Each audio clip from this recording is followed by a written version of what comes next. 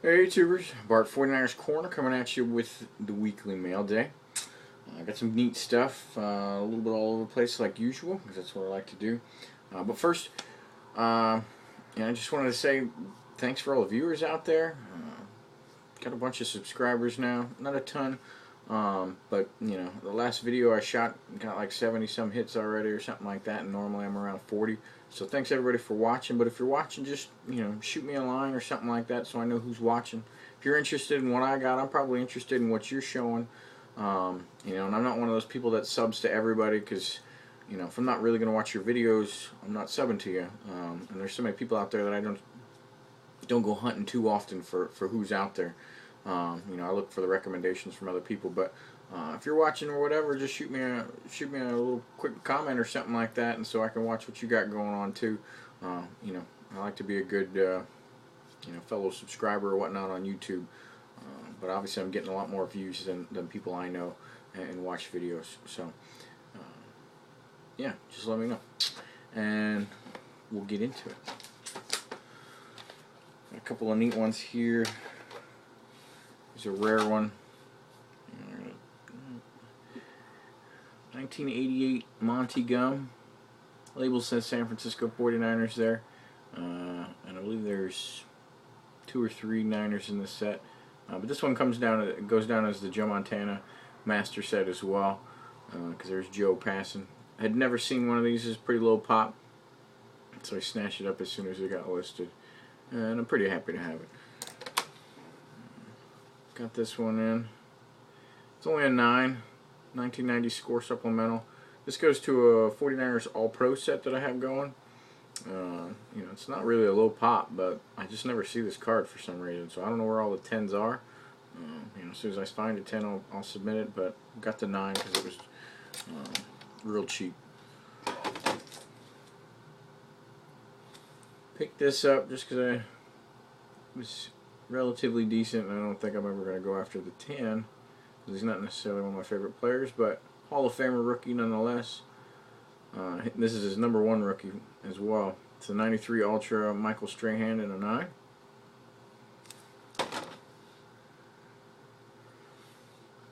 Got this sucker, I think, for $8 or $10. I can't beat that because the pop in 9 is real low. So this is an 8, 66 Philadelphia Kermit Alexander. Love those. Here's a 65 in a 9. Pop a 7 on this bad boy, none higher. Pick that up from 4 Sharp Corners.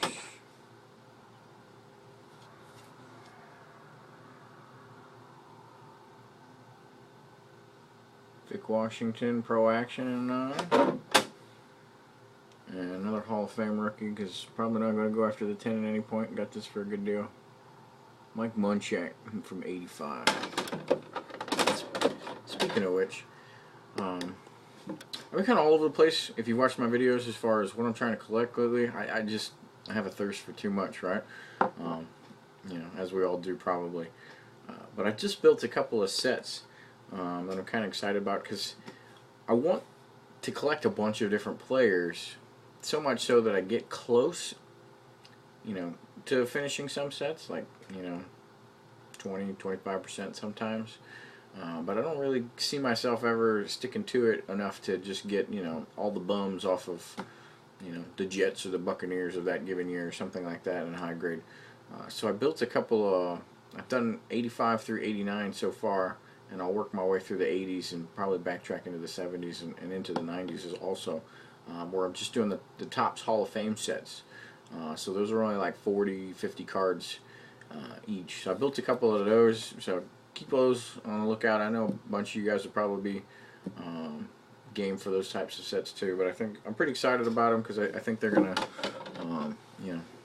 keep me going on collecting, keep me excited as far as getting other teams and other Hall of Fame players and stuff like that without going nuts over collecting an entire set of 400 to 600 cards. Some other stuff I got in here. Love Contenders autos. So he's not a part of our team, but I got it for a min bed and a 10. AJ Jenkins.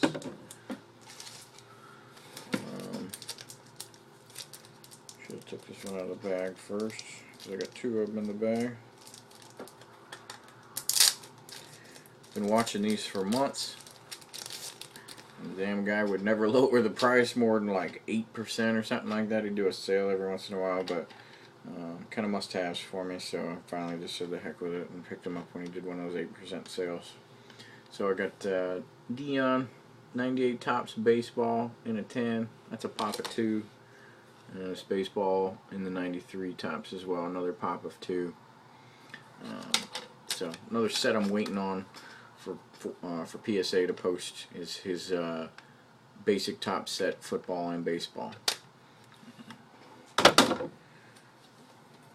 Got a neat one here. Kaepernick. This is Panini Black Friday. You know, to be honest with you, I'm going to play ignorance because I don't know how these get issued out or anything like that. Where they got issued out. But I like the pose. It's got a little refractor deal going to it, and it cost me $4. So, for the win there. A raw pickup here. Howard Mudd. I forget which website I pulled this off of, but I had no expectations of this card being so nice. The centering's not perfect, obviously, but the edges and corners are so ridiculous.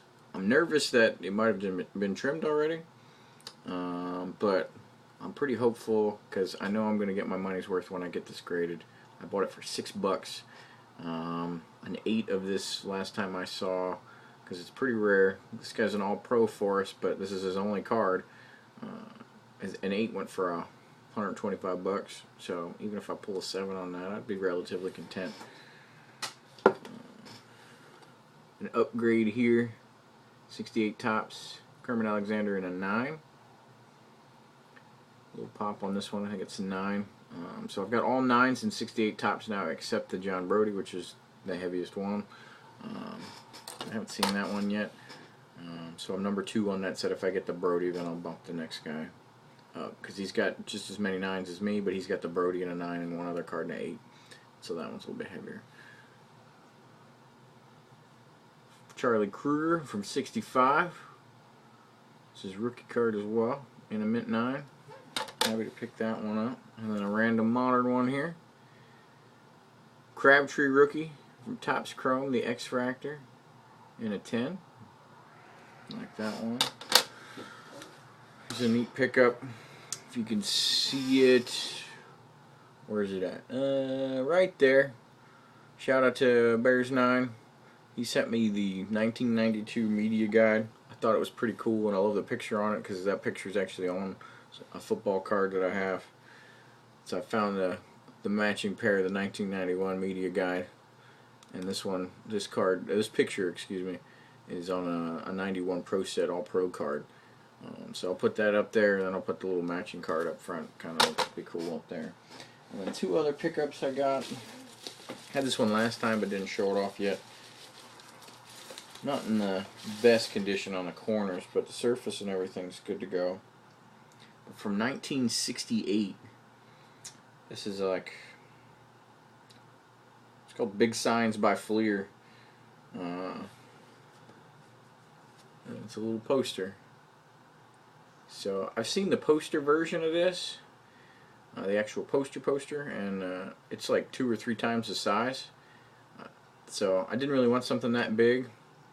And if you blow this up, this giant white portion becomes the size of this whole poster, which makes the poster, I think the poster on its size was like 23 by 30 something for the big one. It didn't make much sense to me. So I found this in a smaller version, pretty excited for it. It's cardboard, but I will probably just try to find a frame in it to protect it. It comes with a little hole or whatever to tack it up on the wall or something like that, but I thought it was pretty cool. Got a good price on it, so I like the vintage decorations there. And then the last pickup, don't know how many of you have these, but if you don't have one, I highly recommend picking one up. I've got a couple of these now, but I was talking to Jack Porter about this because he found it on Amazon, and I was, no kidding, at the time he sent me the message on Facebook, I was looking at my older version, and it was 3 years old. because you don't need to really get one every year or anything like that. But get them on Amazon or something like that. They are about $40, but I honestly think they're worth it. They have, and this is by Beckett. Beckett's still got the market quartered on the magazines as far as I'm concerned, even though I'm a PSA guy. Just you can find all the just random knick-knack sets and everything else that you see on eBay, and you get intrigued or something like that. You look it up. It tells you how that card was issued, the sizes and dimensions, who's on it, what the variation differences are, whether there's a logo here versus this type font, whatever. And I just learned a ton of stuff about all kinds of different cards through this.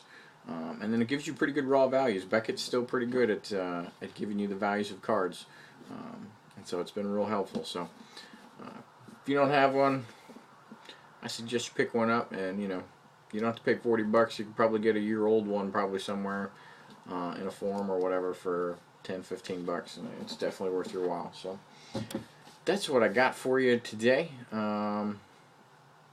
Let's see until next week. Don't have a ton coming in because, well, for a couple reasons. I'm trying to keep an eye on what I'm doing, but that never works out. But PWCC just put out a big auction. There is a card on there that I just cannot pass up, and I am going to basically need to sell a kidney for. Well, not basically. I'm going to sell a kidney. So, won't be picking up anything too much in the near future. I got some stuff inbound from 4 Sharp Corners, as always. But something funny about those, I've been buying everything that I bought through 4 Sharp Corners lately. Been getting them through their website. And obviously it's a much better deal if you play their sales things. You get 14% off for a PSA 10, 13% off everything under $100, whatever the sale is that given week. It's much better than buying it off of eBay. But for some reason, if you buy from them off of eBay, it gets mailed to you at least 50% faster than it would if you just bought it off their website, which doesn't make a whole lot of sense. You're kind of cutting out the middleman there, but I guess just their eBay system is easier for them to use than their own one on the website. But definitely if you see something from 4 Sharp Corners on eBay, jump over to their website and see if it's in a cheaper deal, because most of the time it is. Or you can wait a couple days if you think nobody's going to buy it, and you can get it for much cheaper. But going too long here. Thanks for watching, and until next time.